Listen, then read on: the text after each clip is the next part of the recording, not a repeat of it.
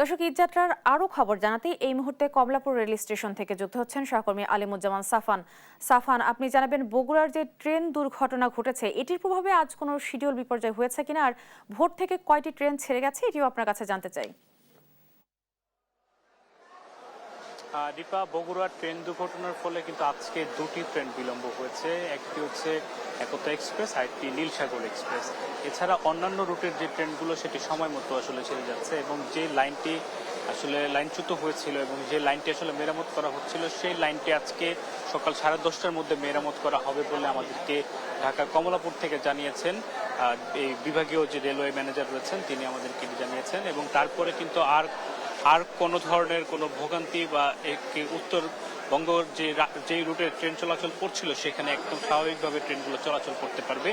এবং আপনারা জানেন যে গতকাল 9টি কোচ কিন্তু আসলে লাইনচ্যুত হয়েছিল, যার কারণে সবগুলো কোচ কিন্তু সাথে সাথে মেরামত করা যায়নি। এই জন্য ওই নীলসাগর এক্সপ্রেস ট্রেনে যারা টিকিট কেটেছিল তাদের মধ্যে 3টি কোচ তারা সংযুক্ত করতে পারবে না। এই জন্য তারা দুঃখ প্রকাশ করেছে বাংলাদেশ রেলওয়ে, এবং তারা বলেছেন যারা আসলে অতিরিক্ত কোচের টিকিট কেটেছিল তারা আজকে প্ল্যাটফর্ম থেকে তাদের টিকিটের যে মূল্য সেটি ফেরত নিতে পারবে। এছাড়া অন্যান্য যে ট্রেন আপনি যেটি বললেন যে কমলাপুর রেল স্টেশনে সকাল থেকে এখন পর্যন্ত প্রায় 12 থেকে 15টি ট্রেন বিভিন্ন গন্তব্যে ছেড়ে গেছে, এবং প্রতিটি ট্রেনে কিন্তু তাদের যে নির্ধারিত সময় সেই সময় থেকে 5-10 মিনিটের মধ্যেই কিন্তু সেই ট্রেনগুলো ছেড়ে যেতে আমরা দেখেছি। তবে যাত্রীরা কিন্তু অনেকটাই ঝুঁকি নিয়ে তাদের বাড়ি ফিরছে। প্রতিটি ট্রেনে একেবারে কানায় কানায় পূর্ণ, এবং যাত্রীদের প্রতিটি ট্রেন পূর্ণ হয়ে তারা কিন্তু ছাদেও কিন্তু ঝুঁকি নিয়ে তারা চলাচল করছে। এবং এখন পর্যন্ত কিন্তু যাত্রীদের যে চাপ সেটি নিশ্চয়ই দেখতে পাচ্ছেন। ঈদের বাকি আর মাত্র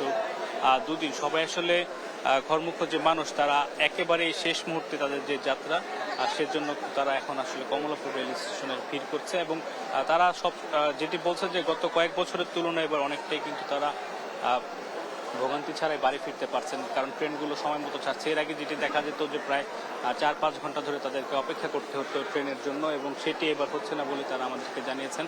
আমরা যদি একটু কথা বলতে চাই কয়েকজনের সঙ্গে, যে এই বছর আসলে কেমন দেখছেন, কোনো ভোগান্তি হচ্ছে কিনা এখন পর্যন্ত? আসলে ভোগান্তি বলতে আমাদের যে নীলসাগর এক্সপ্রেস ট্রেনটা দুর্ঘটনা জনিত কারণে যে ইয়েটা হয়েছে সে কারণে দেখা যাচ্ছে যে এই যে যাত্রীর ভোগান্তি 6:45-এ ট্রেন সারা সময় ছিল, আমি 2:24-এ মেসেজ পেলাম 8টার সময়, ঠিক আছে। স্টেশনে আসলাম, আসার পরে জানতে পারলাম 10:10। এখন আপনি স্ক্রিনে দেখেন এখন আবার সেই সময় সরিয়ে নিয়েছে।